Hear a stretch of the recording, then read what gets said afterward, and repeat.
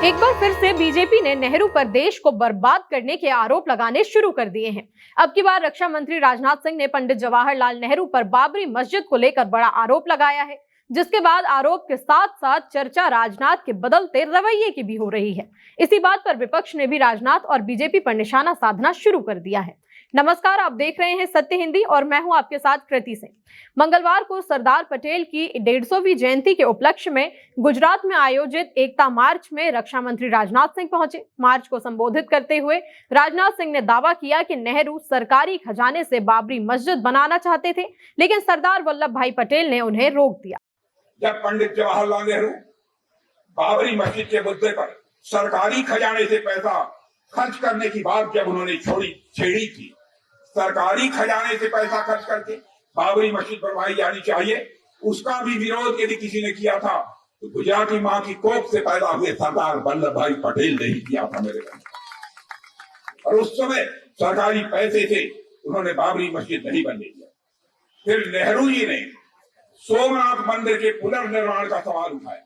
नेहरू जी ने क्या कहा कि पुनर्निर्माण का सवाल उठाया, बड़े ही शांत भाव से सरदार ने शांत पर दृढ़ स्वर में इस बात को स्पष्ट किया, सोमनाथ मंदिर का मामला अलग है, वहां 30 लाख रुपए जनता ने दान दिए हैं, एक ट्रस्ट बनाया गया है और इस काम में सरकार का एक कौड़ी भी पैसा खर्च नहीं हुआ है। यह सरदार वल्लभ भाई पटेल ने।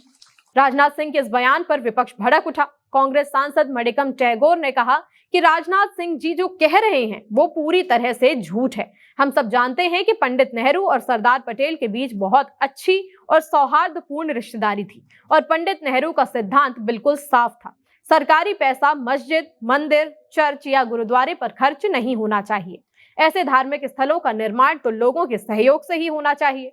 वहीं कांग्रेस सांसद इमरान मसूद ने कहा कि वो सरकार में हैं तो उन्हें इस बात का सबूत देना चाहिए। हमारे पास तो वो डॉक्यूमेंट हैं जिनमें सरदार पटेल ने बीजेपी की पेरेंट संगठन की मानसिकता पर सवाल उठाते हुए चिट्ठी लिखी थी और उस पर बैन लगाया था। ये बहुत ही दुर्भाग्यपूर्ण है कि सरकार में बैठे लोग देश में इस तरह की झूठी बातें फैलाते हैं।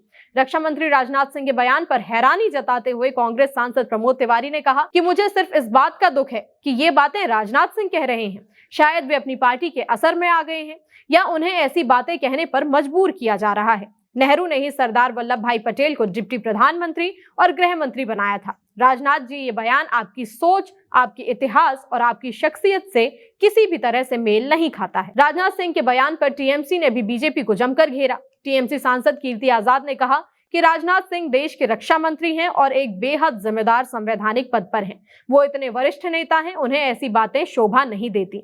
अगर वो कह रहे हैं कि उसका सबूत है तो पेश करें, नहीं तो माफी मांगकर इस्तीफा दे दें। ये बहुत शर्मनाक है। वहीं शिवसेना यूबीटी सांसद प्रियंका चतुर्वेदी ने कहा कि मुझे नहीं पता कि राजनाथ सिंह कौन सी इतिहास की किताबें पढ़ते हैं, लेकिन हम 2025 में हैं।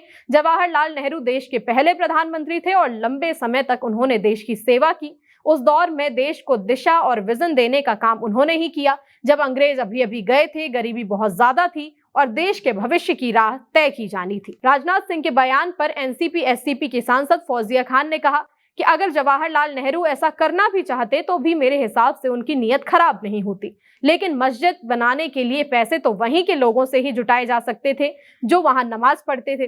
तो फिर ये लोग इस बेकार सवाल को उठाकर क्या हासिल करना चाहते हैं? तो कुल मिलाकर राजनाथ सिंह के बयान से सियासी पारा हाई हो चुका है। विपक्ष मांग कर रहा है कि राजनाथ अपनी बात का पुख्ता सबूत पेश करें। अब देखना दिलचस्प होगा कि क्या बीजेपी की ओर से राजनाथ के दावों का कोई पुख्ता सबूत पेश किया जाएगा या ये दावा केवल एक बयानबाजी बनकर रह जाएगा। अपनी राय हमें कमेंट में बताएं। वीडियो पसंद आया तो लाइक और शेयर करें और चैनल को सब्सक्राइब करना ना भूलें। फिलहाल के लिए इतना ही। नमस्कार।